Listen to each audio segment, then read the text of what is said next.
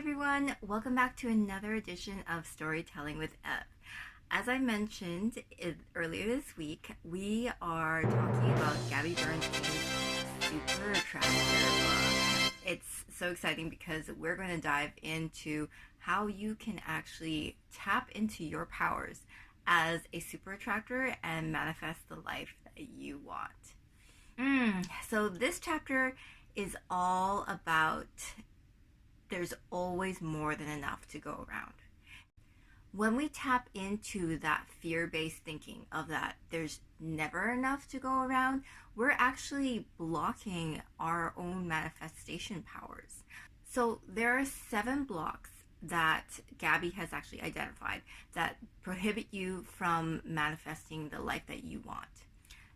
The first one is that you actually believe in lack. So you believe that there isn't enough at all and that there's only one giant pie for everyone to eat from. I don't know why I'm obsessed with pie. Pie is delicious. But when you actually believe in lack, it blocks the flow from the universe. And the universe is abundant in itself. And it wants to share that abundance with us. And we can tap into that. So when you believe in lack, it's not helping you at all. The second block is believing that there's not enough to go around at all. So if you see if someone has actually, if someone's more successful than you, or if someone has more money than you, you may think, well, if they have that, then I'm not going to get my share. But where is that thinking coming from? It's not like there's a limited amount of money in the world. Money is just energy. And so the more that you believe that there isn't enough to go around, the more desperate you become in order to grab onto that money, to hoard it even, and maybe not to spend it. Now, the third block I'm definitely guilty of because it's all about comparison. And social media has not been helpful in this, in terms of seeing what other people have or what they're buying and everything, and just being aware that you are not where they are, or that you don't have what they have. And it can really eat away at you. And it's a horrible feeling because it makes you think that, well, they're so successful, I'm not where they are, so what the hell, why should I even bother? But let me tell you this. No matter what, everyone is on their own path. And I know you may have heard that before, but it's true. We're not in competition with each other. The fourth block that she mentions is needing to win at the expense of fun. So yes, like in competition and competitive sports, I totally understand. Like, yes, like there is obviously a clear winner. But when you're actually just for regular life, it's not like that. You don't need to climb on the backs of others in order to win and at the expense of having fun. If you're not having fun doing what you want to do, life is going to be kind of hard, you know? Another block that we can talk about is the block of rejection. Rejection is one of the most horrible feelings in the world. And yet, it's actually a great navigation point. Let me explain. So, say I've applied for many jobs before. I've been rejected by many jobs. I have asked guys out on dates before. I've been rejected quite a bit as well. But you know what? It's because I wasn't meant to date them. And I fully believe that. Every time you get rejected, you're actually being guided back to to who or to what job, person, situation that you're actually meant to go towards. So it's kind of like a really cool thing where you're like, oh hey, the universe is actually looking out for me. And that's awesome because it always is anyways. So as long as you're having fun and just realize that the universe, through rejection, is guiding you back to where you're supposed to be. The sixth block that we need to talk about is having a need more mentality. Now, This is a really, really tricky thing because when you set a goal and you achieve it, you're thinking, oh, well, what's next? I need to do something more. I need to do something more because it's like you're hungry to actually achieve more because there's like, you get a buzz from actually achieving your goal, right?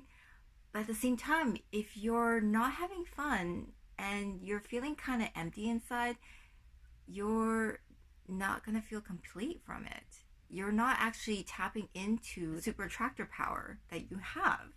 And you're actually blocking it then because you're always thinking that there needs to be more in order to fill the void that's inside of you.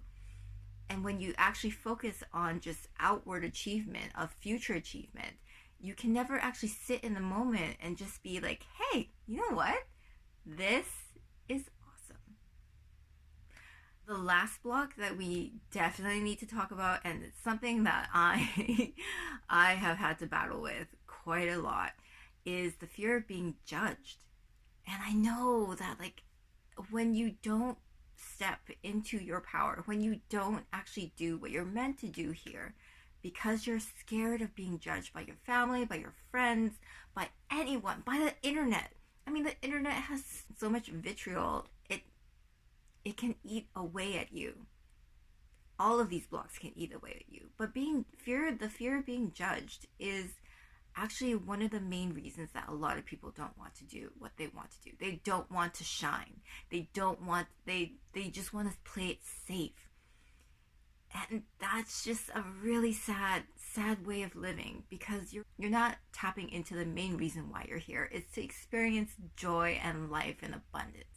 That's what we're here for. Gabby also makes an excellent point where when you think about people judging you, other people's judgments are showing you where you lack faith. So if you're worried about being judged about stepping into your power, that's where you lack faith. That's where you believe that you're not good enough. And it always comes back to that. It always comes back to like the feeling of never enough. But let me just say, you, as you are right now, are enough. That's all you need to remember. You are enough. Say it with me. I am enough. You may have lack, doubt, insecurities about where you are in life right now. And you know what? That's okay. Because you can still work on that. You are still, in this moment, you're able to make the choice to actually tap into your super attractor power. And that is such a powerful place to be. Because you can move forward. You don't have to play small. You don't have to play it safe. Because the universe wants us to step into our power. The universe has big plans for you, for me, for everyone. So it's time to claim those plans. Okay? Now, there's a universal abundance method that Gabby talks about in her book. And if you tap into this abundance method, you'll start to see things shift around you. One thing is to protect your desires to stay in alignment. Now, when you're excited about some idea, some concept, or something that you want to actually bring out into the world, you may want to shout it from the rooftops, hey! But at the same time, not everyone's going to jump on board, right? So that will probably pull from the whole fear of being judged, fear of rejection, that kind of like those blocks. So what she suggests is that you protect your desires. So you don't have to shout it from the rooftops until you are truly ready. I know that it's exciting that you have this new concept and this new idea about what you want to do with your life, which is great. And that's completely awesome. That's fine.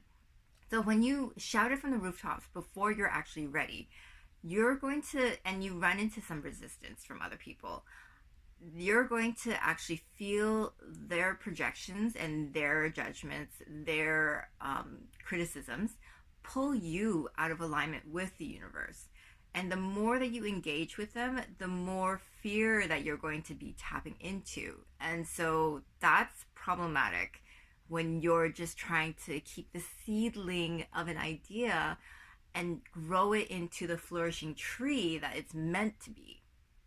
Keep your desires to yourself until you feel completely ready and that you know your faith in your idea, in your concept, unshakable. Your faith in it is completely unshakable, and no matter what anyone says to you, you will not stray from that path that you've actually set yourself on.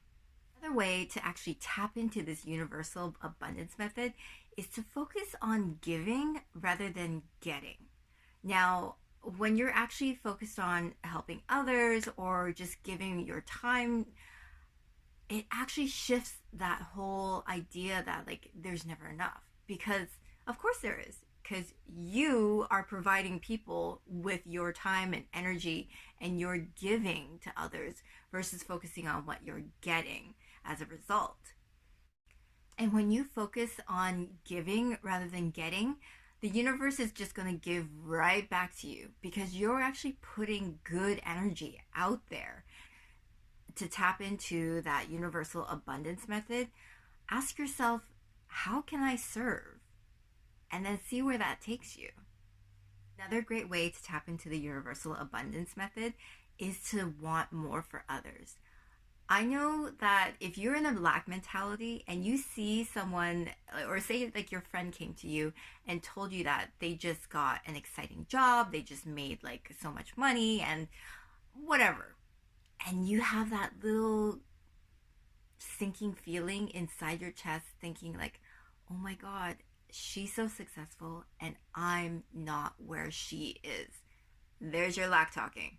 Lack talking.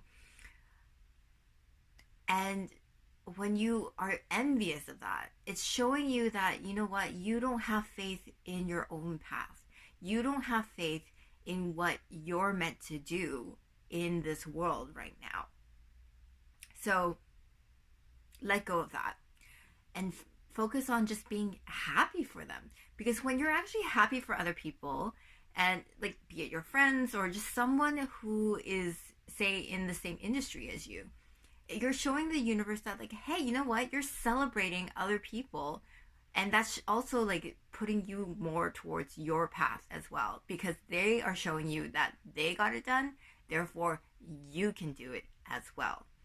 And the more you celebrate people, the more that same sort of feeling, that same sort of excitement, joy, abundance will also be attracted to you. Another great way to tap into the abundance method is to do something that brings you joy. Our lives can be kind of down and hard sometimes. Like there were a couple days, the past couple days have been quite the shiz show for me. And I was still able to tap into my joy because last night I was working with a friend on a passion project that we're working on together. And it was just so exciting to see it come to fruition. And I was just so grateful to just be in my friend's presence because, I mean, just working with her has been such a blessing. The last way that you can actually tap into the abundance method, the universal abundance method, is to turn on the faucet. Now, this may be kind of weird, but at the same time, if you count your blessings, I don't know if you've ever done this before, but when you start to count your blessings, you start to see more and more and more each day.